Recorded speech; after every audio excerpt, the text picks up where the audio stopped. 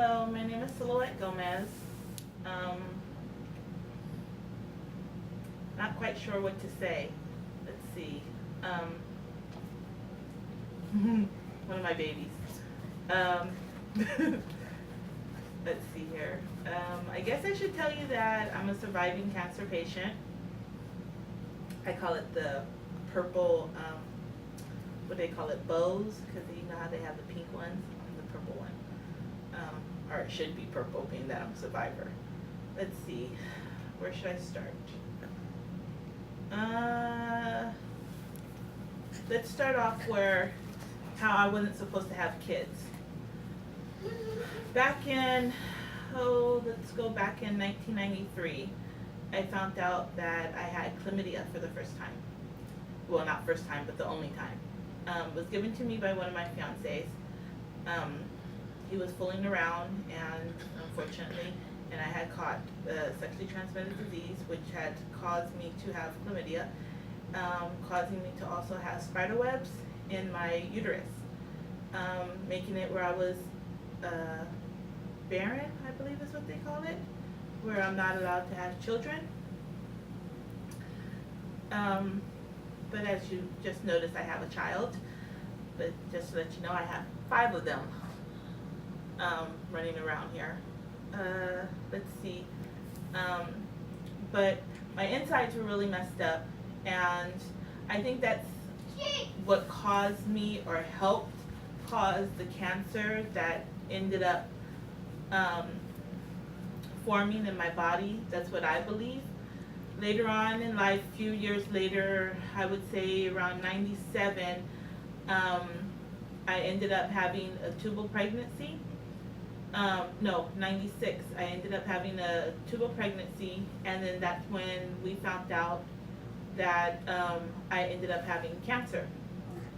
I think that's right, for the first time.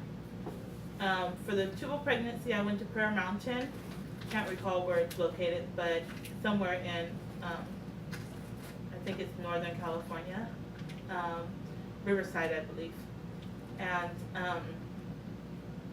I got hands laid on me and everything else. And as I was going in for my surgery, the doctor told me, I hope you believe in God because, sweetheart, go over there. I hope you believe in God because there's no tissue damage, no kind of damage at all, and your body's healed. And they didn't find anything for the tubal pregnancy. Next, there was then there was a year later when I ended up getting pregnant with my second son, Jordan. No, baby, you take it, sweetheart. I don't want to eat it. When I got pregnant with my second son, Jordan, where we found out that I ended up having cancer cells. It was called, I can't recall what it was called, I'm sorry. With the cancer cells, I had to go down. They ended up, to make a long story short, they ended up making it really scary for me because it had came down to either the life of my child, the life of myself, if I decided to proceed having my child, or maybe I was going to be blessed enough to survive it all. We did a lot of praying. My family did a lot of prayer. We had prayer, like a channel of prayer. A lot of friends, families, friends of friends, family of family, and everyone just reaching out and just praying and praying and praying. And I took herbs and more herbs and more herbs to fight what was going on with my body. I remember some of the medicine. I remember taking cat's claws,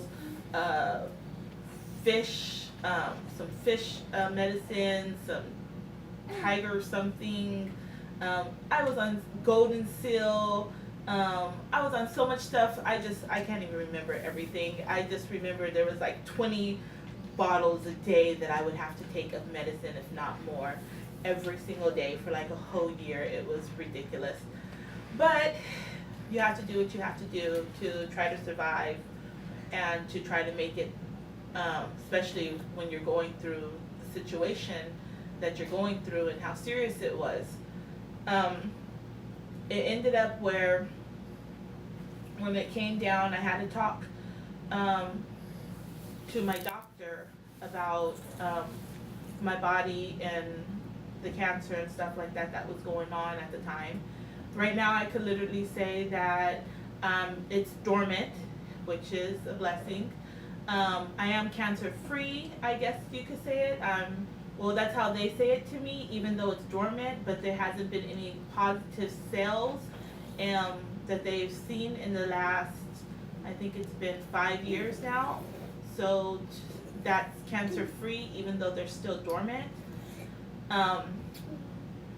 Let's see, so that's praise God on that. What had happened, what had took place though, was that when I went in for my surgery, they had, I ended up getting laser and scrape, and then I thought I was gonna go in for chemo, but at the last moment when I was gonna go in setting appointments for chemo, they turned around and they told me I no longer needed chemo at the last moment, that the cells that were higher up in my uterus, they were dormant. They just went dormant all of a sudden, and I didn't need it, and that we needed to monitor it. And I was going in every other month, and then it went from every month to every other month to every 6 months, and then from 6 months it was a routine checkup.